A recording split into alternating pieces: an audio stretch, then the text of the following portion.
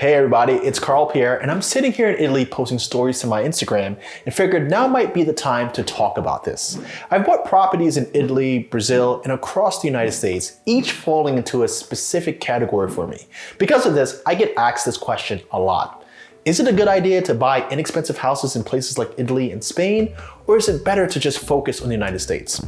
In this video, we'll look at my own experiences. I'll share what I've learned from owning different properties in different places. We'll also consider things like how the market's doing, my thoughts on the short-term rental market and industry, and what I really think about my purchases. By the end of our chat, you should have a clearer picture of where you might want to invest yourself. Remember, this is based on my experiences. What works for me might not necessarily work for you. You'll have to think through your situation and sort out what is ultimately best for you. Your next real estate investment will depend on what you want, how much risk you can handle, and ultimately the goals that you've set. So let's talk about investing in international real estate. From quaint little villages in Italy to my vibrant seaside retreat in Brazil, and let's not forget about my diverse portfolio of properties in the US, I've dipped my toes in a bit of everything. My motives may seem unclear, but for me, they fit my life goals. Many years ago, I kind of had this idea of living internationally. In fact, it started for me just going to Thailand and seeing how far the US dollar actually goes. From that point on, my eyes were open every time that I traveled to kind of take in, what is a lifestyle going to cost me in another city? How much is real estate going to cost? And ultimately, are these cities that I'm visiting places that I would consider living for any duration of time?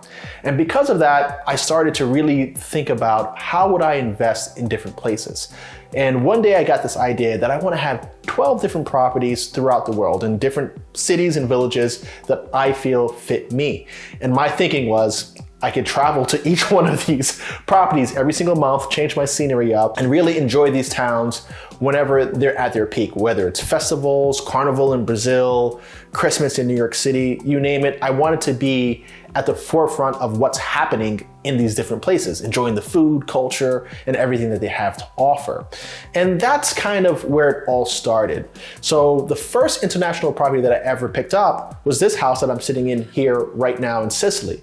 Now this property I bought for 5,000 euros, and I knew that I had to renovate it. And the way that I even learned about this city and town, Mussomeli, was that my brother sent me an article from CNN that said that they were selling properties here for just €1. And of course, that got my attention. Now, I've been investing in real estate since 2006, but the way that I started getting into Brazil and now some of these other locations is strictly through travel. I went there, if I liked it, I started looking at real estate. Now, the property that I'm doing in Brazil, it's a ground up construction in Cabo Frio, which is a seaside city. It's about 2.5 hours from Copacabana and what people would know as traditional Rio de Janeiro, but it has the same sort of vibe, culture, a little more laid back since it is a smaller city. But for the value, it just made sense to me. I can't get beachfront property like this in the United States for the price that I'm paying in Brazil. And those properties are becoming even more limited as more developers build out this beachfront real estate. Now, how does this all fit into my general plan and scheme? You see, once I saw that properties in the United States could spin off cash that would allow me to live in other countries, my strategy became buy more real estate so that I make enough money off of my real estate and of course my other businesses to power my lifestyle elsewhere. You see, in the United States, rents are pretty high, property values are high too, and properties appreciate over time, generally speaking. So my whole philosophy was buy enough houses so that I could afford the lifestyle that I want just off of rental income.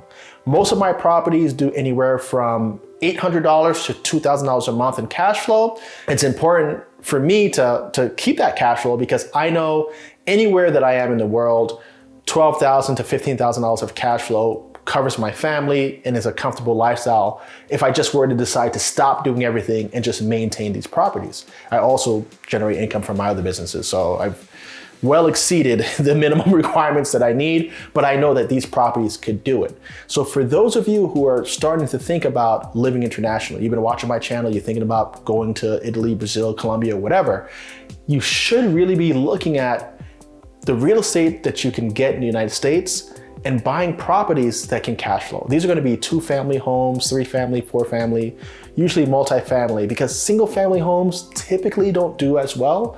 And also having more doors diversifies your holding more or less, so that if somebody's not paying rent, you're still in a position where you can meet your obligations. So that was my philosophy. Now on this channel, I talk about living globally and ways to afford it. And for those of you who are really thinking about taking that plunge and kind of leaving the United States, then I highly recommend that you like this video and you subscribe to the channel if you're not subscribed already, so that you can learn different strategies like this that will make it a little easier for you to make that jump. Because a lot of the time, people are concerned with, how am I gonna make money in a new country?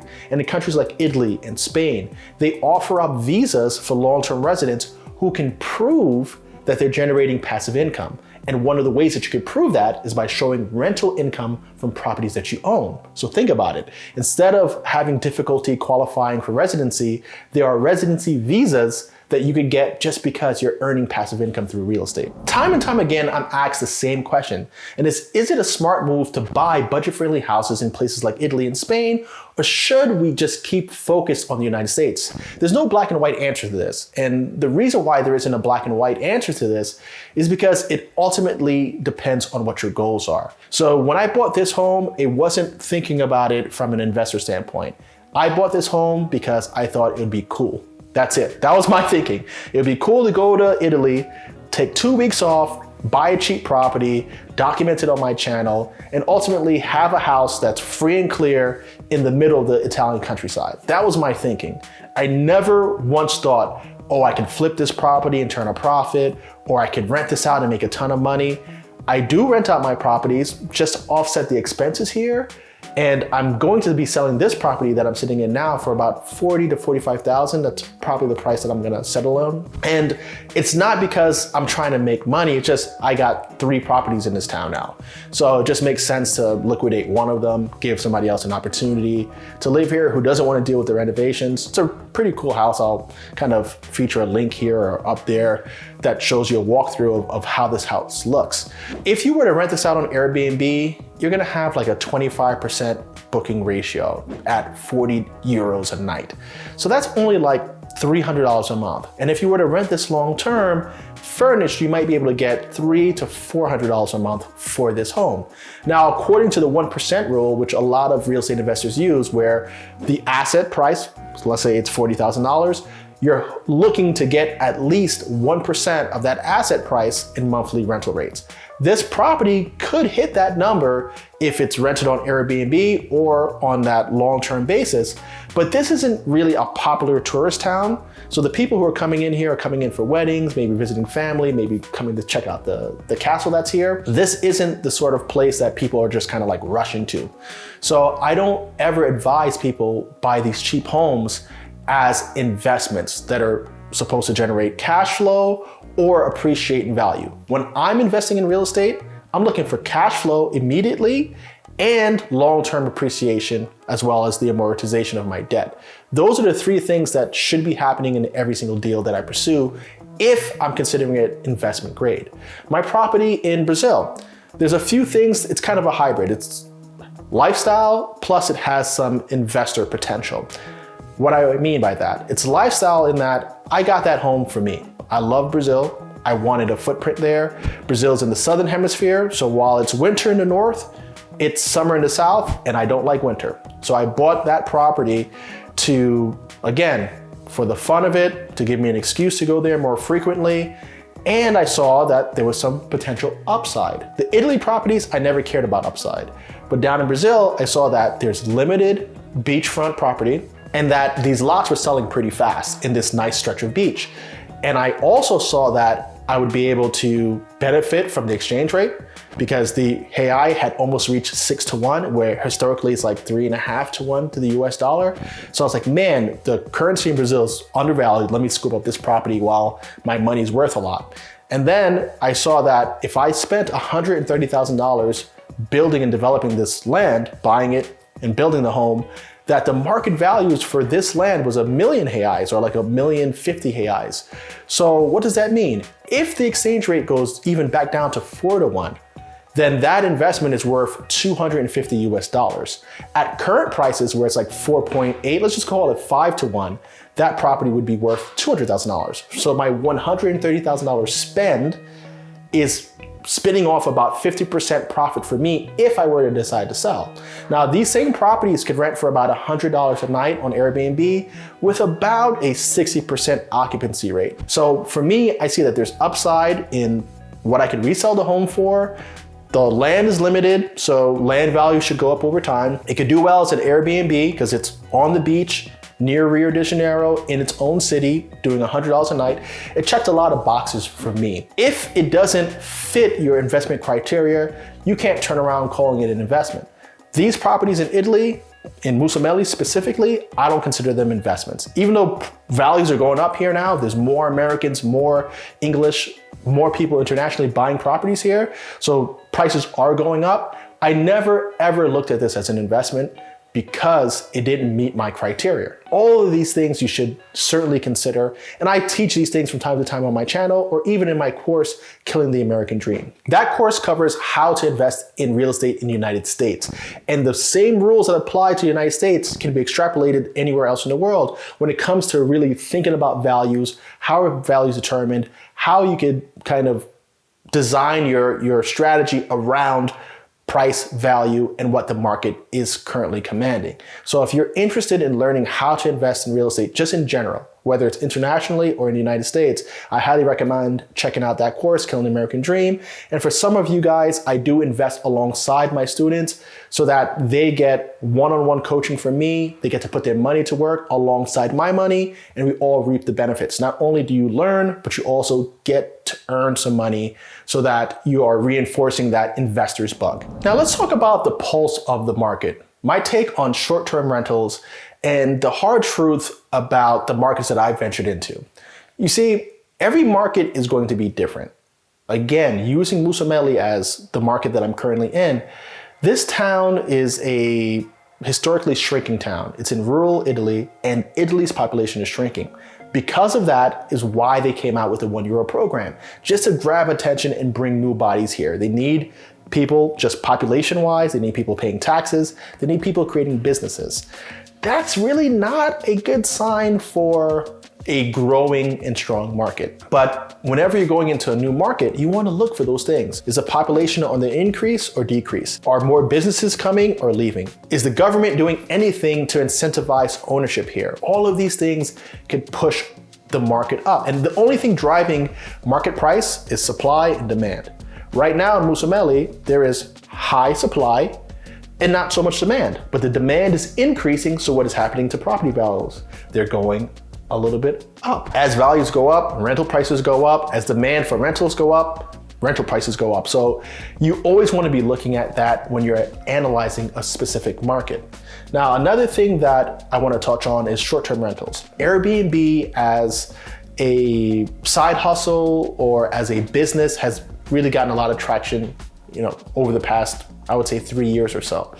And that market is kind of ebb and flow, right? So it's dependent on market conditions generally, but broader economic conditions. So before you could say, oh my God, I see so many people doing really well on Airbnb, you have to really look at where are you investing. Again, Musamelli, yeah, I have guests who stay in my Airbnb, but it's nothing like my Airbnb in Florida or my Airbnb in New York. It doesn't compare. Because New York City, for example, has a lot of attention. A lot of people are traveling there for medical procedures, schooling, tourism, etc.